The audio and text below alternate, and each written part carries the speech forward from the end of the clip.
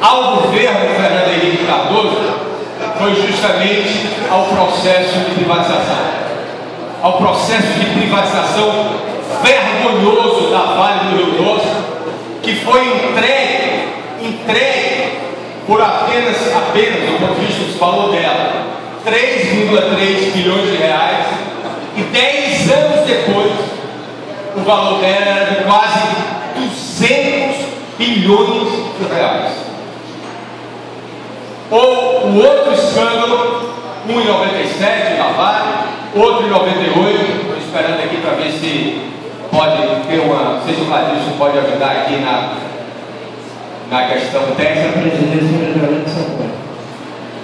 que foi o escândalo de privatização das telas do sistema Telebrás, aonde foi apurado 22 bilhões de reais, e as gravações eletrônicas, as gravações telefônicas, perdão, comprovaram que um grande grupo chamado Banco Opportunity, um especulador chamado Daniel Dantas, que responde a vários processos, tá certo?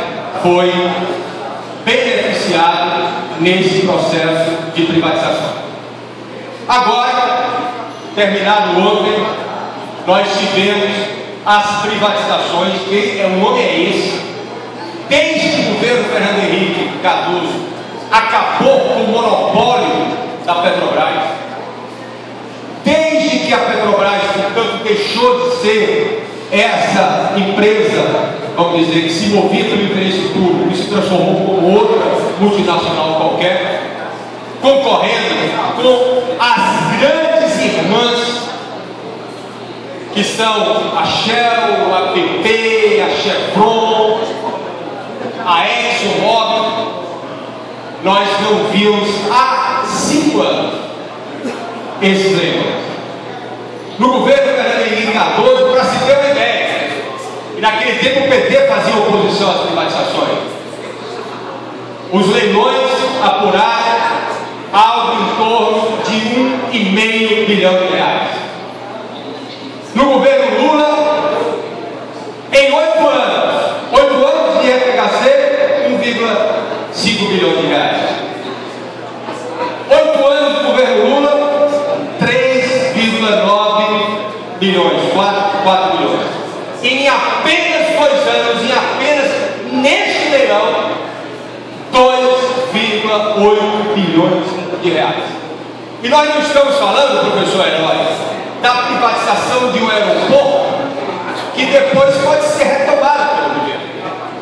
Nós estamos falando de um recurso mineral que depois de extraído não volta mais para o governo, não volta mais para a sociedade brasileira. Estão aí as áreas ofertadas pelo governo, nem todas foram arrendatadas, inclusive o estado do Ceará está nesse processo, e aí vamos começar por aí. Eu me lembro, inclusive, eu queria chamar uma atenção tão especial ao meu amigo vereador Evaldo Lima. Todo debate sobre os 100% da educação é uma grande enganação. Por quê? Porque, na verdade, os royalties correspondem, no sistema atual do pós-sal, a apenas 10% do faturamento. Vai ser 15% para o pessoal. Portanto, o 100% é sobre 10%. É 1%. Enquanto, por exemplo, no Chile é 50%, na Venezuela 33%, na Argentina 31,5%, na Colômbia 25%, no Peru 20% e no Equador 12,5%. Então é uma propaganda falaciosa que tenta, na verdade, ganhar a opinião pública para a questão dos royalties. Em contraste com os pequenos ganhos de curto prazo, os prejuízos são enormes. E nós vamos falar. Primeiro, porque é uma entrega aberta, tá certo, de uma soma de recursos para as grandes multinacionais. Nós estamos colocando aí o exemplo de 2 delas. A ExxonMobil, 433 bilhões e meio de faturamento. A Shell, 470,2 bilhões. Ou seja, essas empresas, algumas delas, inclusive, vão ficar com petróleo e gás, inclusive aqui das rochas cearenses. Quem realmente ganha? São elas. Algumas delas, inclusive, que estão em paraísos fiscais para fugir à tributação. E para a gente ter uma ideia, está ali, num dos leilões, ali o Aiko Batista, está certo, comemorando com o Sérgio Cabral e com a Dilma. O lucro das 6 companhias de combustíveis fósseis, Exxon, Gazprom, Shell, BP, Chevron, Texaco e BHP, 160 bilhões de dólares. Ele é PIB de um país como a Índia. São essas que estão ganhando com isso. Aquele comparativo que eu falei, o governo Fernando Henrique Cardoso, todas as rodadas que ele fez, 1,477 bilhões. Governo Lula, todas as 5 rodadas dele, 3,977, tem quase 4 bilhões. Governo Dilma, só uma rodada, 2,8 bilhões de reais. Vamos para frente. Aqui a notícia, né? Aí os escândalos das privatizações. Lá na frente nós vamos ver isso. Quanto vai ser o lucro dessas empresas? Porque bilhões é muito para a gente, para essas empresas que o faturamento dela é de meio trilhões, isso não é nada. A Vale vendida por 3,3 bilhões. E 10 anos depois, o seu valor já estava em 196 bilhões. Vou mostrar que ela foi entregue. A Telebrás, 22,058 bilhões. E aí, escândalo do Banco Opportunity, que levou à queda do ministro das Comunicações da FHC, do Estado de Bolsa de Barra, do presidente do BNDES, André Lara Rezende, e dos diretores do Banco do Brasil, do Ricardo Sérgio Oliveira. Para frente. Aí, os 2,8 bilhões. Para frente. No Ceará, quem arrecadou? Guarda esses nomes: ExxonMobil, que é a ESSO, e OGX do Aiko Batista. LP Brasil e OGX. OGX de novo. Premier Oil, Cepsa. Chevron e Ecopetrol. Premier Oil, operadora e Cepsa. Para frente. Primeira conclusão: é um crime econômico. Traz enormes prejuízos financeiros e se entrega recursos para as multinacionais, o imperialismo e o capital privado em geral. Em contraste com esses pequenos ganhos a curto prazo, tá certo? Os prejuízos são enormes. Vamos lembrar que essas empresas que concorreram e ganharam foram responsáveis pelo vazamento da brisa de petróleo no Golfo do México, atingindo México, Estados Unidos, toda aquela região, e da Chevron aqui na Bacia de Campos, com consequências graves para a biota marinha e até mesmo para o turismo. Para frente. No Equador, o vazamento da Chevron Texaco. Para frente. Na Nigéria, os danos causados pela Shell. O Golfo do México, esse foi incalculável. Tá certo? Aí tem todas as fotos mostrando inclusive incêndio que ali ocorreu. Para frente. Segunda conclusão: é um crime ambiental anunciado. Ameaça fora do Rio Amazonas, que tiveram no Amapá, do mesmo modo que ameaçou o delta do Rio Níger, na Nigéria. Ameaça nossos rios, como aconteceu na Amazônia equatoriana. E ameaça nossas praias, nossos manguezais, nossa pesca e nosso turismo em todo o litoral do Amapá, do Rio Grande do Norte. Para frente. O que é que nós temos? Outros pequenos ganhos, né? Todos esses prejuízos. E veja, pode passar essa. Essa privatização aconteceu logo após nós chegarmos aos 400 ppm de CO2 na atmosfera. Eu queria chamar a atenção disso porque nós, na época industrial, no final da era industrial, eram 280 porções por mil de CO2 na atmosfera. Passamos de 280